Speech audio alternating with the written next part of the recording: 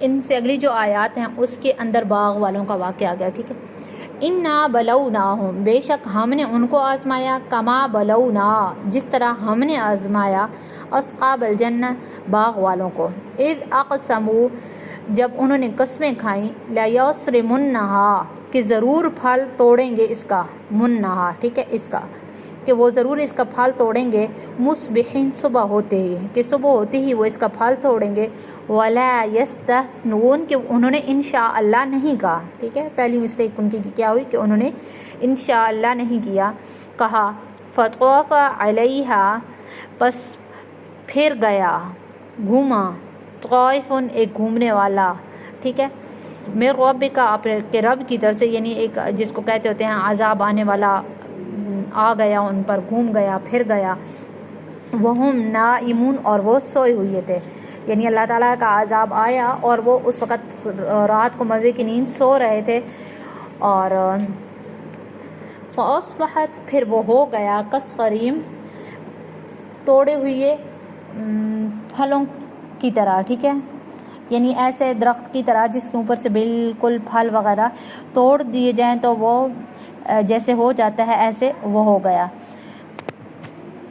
فاصبحت کالصریم، یعنی پھر صبح تک وہ ہو گیا، کالصریم، جیسا کہ وہ ٹوٹ چکا تھا، یوں بھی کہہ سکتے ہیں، ٹھیک ہے، فتنادوا، پھر وہ ایک دوسرے کو پکارنے لگے،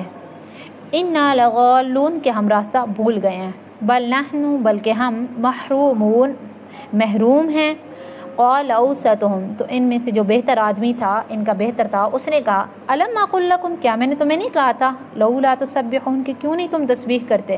قالوا، تو انہوں نے کہا، سبحان ربنا، ہمارا رب پاک ہے، انا کننا ظالمین، کہ بے شک ہم قصوروار تھے، نا انصافی کرنے والے تھے، فاقبل، پھر متوجہ ہوا، بعضهم، ان کا بعض، علی بعض، بعض کی طرف، یتلاومون، وہ ملامت کر رہے تھے ایک دوسرے کو، قالوا، وہ کہنے لگے، یا ویلنا، ہائے ہماری تباہی، ہائے ہماری کمبختی، انا کننا ظالمین، انا کننا طاغین، کہ ہم حد سے بڑھنے والے تھے، عسیٰ، قریب ہے، کہ ربنا، ہمارا رب، ان یبدلنا، کہ بدل دے ہمیں، خیرا منہا، اس سے بہتر باغ سے، یعنی اس سے بہتر باغ دے دے، انا الی ربنا راغبون، کہ بے شک ہم اپنے رب کی طرف رغبت کرنے والے ہیں، کذالک، اسی طرح، العذاب، عذاب آیا، عذاب آتا ہے، ولعذاب الآخرہ، اور آخرت کا عذاب، اکبر، بڑا ہے، لو کانوا یعلمون، کاش وہ جانتے ہوتے۔ اب اس کے اندر نا دو چیزیں ہیں، ایک قریش مکہ پر جو یہ آیا ہے جس کو کہتے ہوتے ہیں قحط سالی آئی ہے، اور دوسرا ان لوگوں کا واقعہ اللہ تعالیٰ ذکر کر رہے ہیں، ٹھیک ہے۔ سب سے پہلے یعنی اللہ تعالیٰ کا ایک طریقہ سنت یہی رہی ہے کہ جب بھی کسی قوم کے اندر کوئی نبی مبعوث ہوتا ہے تو جو ان کی قوم ہوتی ہے وہ ہمیشہ مخالفت وغیرہ کرتی ہی ہے، ٹھیک ہے۔ تو اللہ تعالیٰ فرماتے ہیں نا سورۃ الاعراف کے اندر کہ وَمَا أَرْسَلْنَا فِي قَرْيَةٍ مِّن نَبِيٍّ، کہ ہم نے کسی بھی بستی کی طرف کوئی نبی نہیں بھیجا مگر وہاں کے رہنے والوں کو ہم نے محتاجی کے اندر، بیماری کے اندر نہ پکڑا ہو تاکہ وہ ڈھیل دیے جائیں، پھر ہم نے اس بدحالی کو ان کو خوشحالی کے اندر تبدیل کر دیا، یہاں تک کہ وہ خوب ترقی یافتہ ہو گئے، وہ سمجھنے لگے کہ بھائی ہمارے آباء و اجداد کو بھی تنگی اور راحت پیش آئی تھی تو ہم نے ان کو اچانک سے پکڑ لیا عذاب کے اندر اور ان کو خبر بھی نہیں تھی۔ اب یہاں پہ دو چیزیں ہو سکتی ہیں، ٹھیک ہے، یا تو یہ آیات مکی ہو سکتی ہیں یا مدنی ہو سکتی ہیں۔ اب مکی آیات وغیرہ اگر ہم ان کو لیتے ہیں، ٹھیک ہے،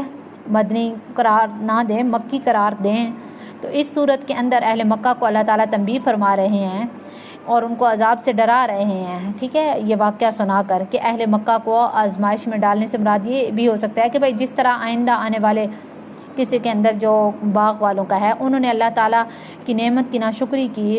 تو اللہ تعالیٰ نے جو ان پر نعمتیں ان کو عطا کی ہوئی تھیں وہ اللہ تعالیٰ نے چھین لی ہیں ناشکری کے بدلے میں، ٹھیک ہے، ان پر عذاب آ گیا ہے۔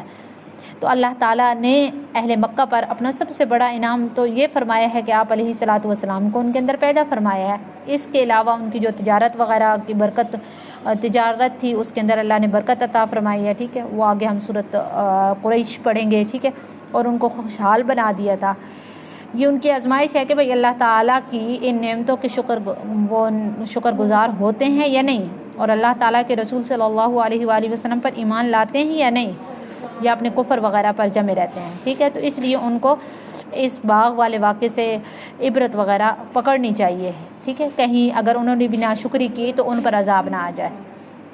یہ صورت ہو سکتی ہے جب ہم اس صورت کو مکی صورت ان آیات کو مکی قرار دیں۔ اکثر صورت کے جو بھی علماء ہیں وہ اس کو مکی سمجھے قرار دیتے ہیں۔ اور آگے ہے جی، اگر ہم اس کو مدنی قرار دیتے ہیں تو اس کا ایک واقعہ آتا ہے جو آپ صلی اللہ علیہ وآلہ وسلم کی بددعا سے قریش مکہ پر مسلط ہوا ہے عذاب، ٹھیک ہے۔ اور ان کی کیسے کہ آپ صلی اللہ علیہ وآلہ وسلم نے جب دعوت دینا شروع کی ہے اور ان کی جو مخالفت تھی وہ حد سے زیادہ تیز ہونے لگ گئی، انہوں نے مخالفت تیز کر دی، تو آپ صلی اللہ علیہ وآلہ وسلم نے ان کے لیے بددعا فرمائی، اللہم سنین کسنین یوسف، کہ الہی ان پر حضرت یوسف علیہ السلام کے زمانے جیسا 7 سالہ قحط مسلط فرما دے۔ چنانچہ ہجرت کے بعد سخت قحط پڑ گیا، مردار چمڑے ہڈیاں کھانے کی نوبت آ گئی، فضا میں دھواں نظر آنے لگا۔ ابو سفیان مدینہ آیا اور رشتے ناتے کا واسطہ دے کر دعا کی درخواست کی، تو آپ علیہ السلام نے دعا فرمائی اور لوگ پھر جس کو کہتے ہوتے ہیں نحال ہو گئے ہیں، اچھے ان کے حالات ہو گئے ہیں۔ تو اس صورت کی جو ابتدائی دور، اس صورت میں جو ابتدائی دور کی ہے، ٹھیک ہے، شروع میں مکہ دور کے اندر نازل ہوئی ہے، تو یہ مضمون ایک مثال کے طریقے سے سمجھا دیا ہے تاکہ مشرکین وغیرہ سنبھل جائیں۔ اب اس کے بعد باغ والوں کا واقعہ بیان کیا ہے، اور باغ والوں کا کچھ واقعہ یہ ہے کہ بعض جو سلف حضرات ہیں جیسے حضرت عبداللہ بن عباس رضی اللہ عنہ وغیرہ ہیں کہ ان کے قول کے مطابق یہ جو باغ تھا یہ یمن کے اندر تھا، ٹھیک ہے۔ اور حضرت سعید بن جبیر رضی اللہ عنہ فرماتے ہیں کہ بھائی صنعاء جو یمن کا مشہور شہر اور دارالسلطنت ہے اس سے 6 میل کے فاصلے پر یہ تھا۔ اور بعض حضرات کہتے ہیں کہ بھائی اس کا جو محل وقوع ہے، اس کی جو جگہ ہے وہ حبشہ ہے، ٹھیک ہے۔ اور یہ والا جو قول ہے یہ ابن کثیر کے اندر بھی ہے، اور یہ لوگ اہل کتاب میں سے تھے، اور یہ واقعہ حضرت عیسیٰ علیہ السلام کے کچھ عرصے بعد کا ہے جب حضرت عیسیٰ کو آسمان پر اٹھایا گیا ہے۔ اب اصحاب الجنہ سے اس کو یعنی اللہ تعالیٰ نے تعبیر فرمایا ہے، ان کے پاس صرف باغ ہی نہیں بلکہ کاشت کی زمینیں بھی تھیں، اور ہو سکتا ہے کہ بھائی باغ کے ساتھ ہی ان کے پاس کھیتی بھی ہو، زمین بھی ہو، اور باغوں کی شہرت کے سبب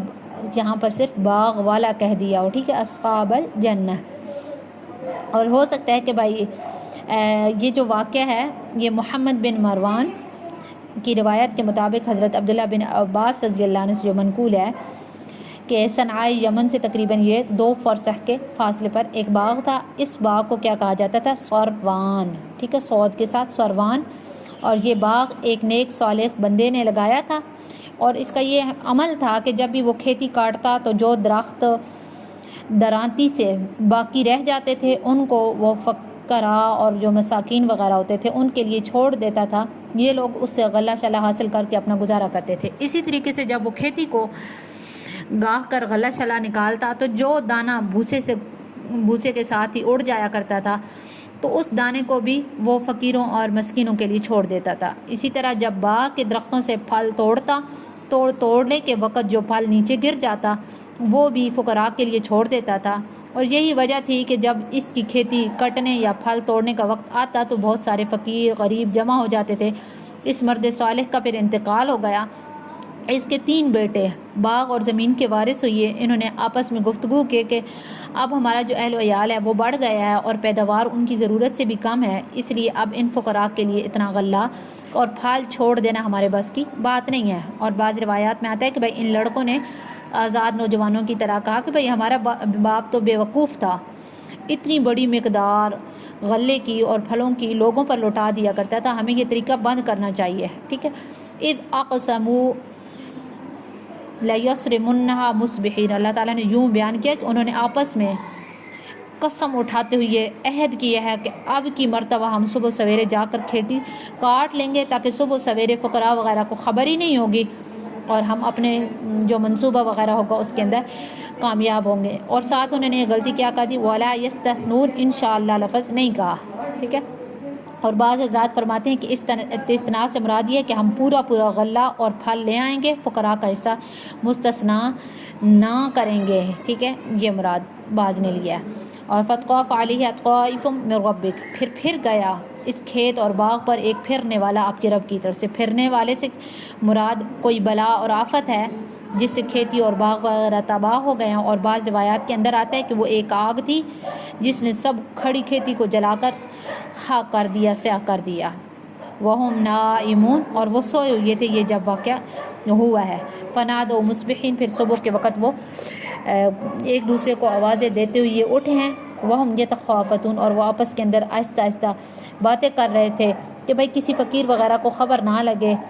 وَغَدَوْا عَلَىٰ حَرْدٍ قَادِرِينَ، ٹھیک ہے، خرد کے معنی منع کرنے کے ہیں، غیظ و غصہ دکھانے کے ہیں کہ بھائی ہم کچھ بھی فقیروں شکیروں کو نہیں دیں گے۔ فَلَمَّا رَأَوْهَا قَالُوا، جب وہ باغ کے پاس پہنچے تو انہوں نے ادھر کچھ بھی نہیں پایا ہے۔ پہلے وہ یہ کہنے لگے کہ ہم جگہ تو نہیں بھول گئے ہیں، کسی اور باغ کے اندر کسی اور جگہ پہ تو نہیں آ گئے ہیں۔ پھر ظاہر سی بات ہے جو قریبی مقامات نشانات وغیرہ تھے ان پر انہوں نے غور کیا تو معلوم ہوا کہ بھائی یہ باغ تو ہمارا ہے، لیکن بل نحن محرومون، ہم اس نعمت سے محروم ہو چکے ہیں، ختم ہو چکا ہے۔ قال اوسطهم الم اقل لكم، ان کا جو درمیانہ بھائی تھا، ٹھیک ہے، یعنی باپ کی طرح نیک صالح، اللہ کی راہ پر خرچ کرنے کے اندر خوش ہونے والا تھا، دوسرے بھائیوں کی طرح بخیل نہیں تھا۔ اس نے کہا کہ میں نے تمہیں پہلے ہی نہیں کہا تھا کہ بھائی تم اللہ تعالیٰ کے نام کی کیوں نہیں تسبیح کرتے ہو، لولا تسبحون، ٹھیک ہے۔ مطلب یہ کہ بھائی فقراء اور مساکین سے اپنا مال بچا لینے کی تدبیر کا منشا یہ ہے کہ بھائی آپ یہ سمجھتے ہیں کہ اللہ تعالیٰ تم کو اس کے بجائے اور نہیں دے گا، حالانکہ اللہ تعالیٰ اس سے پاک ہے، وہ خرچ کرنے والوں کو اپنے پاس سے اور زیادہ عطا کرتے ہیں۔ قالوا سبحان ربنا انا كنا ظالمین، اس بھائی کی بات اس وقت تو ان کسی کے کان میں نہ پڑے، مگر اب سب نے اقرار کر لیا کہ اللہ پاک ہی ہے، ہر نقص اور کمی کو جاننے والا ہے، اور ہم ظالم ہیں کہ ہم نے فقراء کے حصوں کو بھی کھا لینا کا ارادہ کر لیا تھا، ٹھیک ہے۔ اور آگے فرماتے ہیں کہ قالوا یا ویلنا انا کنا طاغین، ٹھیک ہے۔ اس سے پہلے واقبل بعضهم علی بعض یتلاومون، کہ ایک دوسرے کو ملامت کی ہے اور انہوں نے اپنے جرم کا اعتراف بھی کر لیا ہے، ٹھیک ہے۔ اور اس سے ہمیں یہ بھی بات سمجھ آتی ہے کہ اگر ہمیں کسی آزمائش کے اندر ڈالا جائے تو ہم ایک دوسرے پر اس مصیبت کو نہ ڈالیں کہ تمہاری وجہ سے یہ ہوا ہے، تمہاری وجہ سے یہ ہوا ہے، الزام وغیرہ نہ ڈالیں، اور الزام ڈالنے پر اپنا وقت نہ ضائع کریں۔ قالوا یا ویلنا انا کنا طاغین، تو اب ایک دوسرے پر الزام ڈالنے کے بعد جب غور کیا ہے تو پھر سب نے اقرار کر لیا ہے اور اعتراف ندامت بھی اور توبہ بھی کی ہے، اور اس امید پر کہ اللہ تعالی ہم کو شاید اس سے بہتر باغ عطا فرمائیں۔ اور امام بغوی نے حضرت عبداللہ بن مسعود سے نقل کیا ہے کہ حضرت عبداللہ بن مسعود نے فرمایا کہ مجھے یہ خبر پہنچی ہے کہ جب ان سب لوگوں نے سچے دل سے توبہ کر لی تو اللہ تعالیٰ نے ان کو اس سے بہتر باغ عطا فرما دیا، ٹھیک ہے۔ اور اتنا بہتر باغ جس کے انگوروں کے جو خوشے تھے، ٹھیک ہے، اتنے بڑے تھے کہ ایک خوشہ ایک خچر پر لادا جاتا تھا۔ خود سوچے نا، ایک خوشہ جب اتنا بڑا تو خاندانوں کے خاندان کھا سکتے ہوں گے، اتنا بڑا۔ یہ واقعہ ہوگا ان کا، ٹھیک ہے، جس کو بولتے تھے باغ والے۔ اب یہ آگے رکیں۔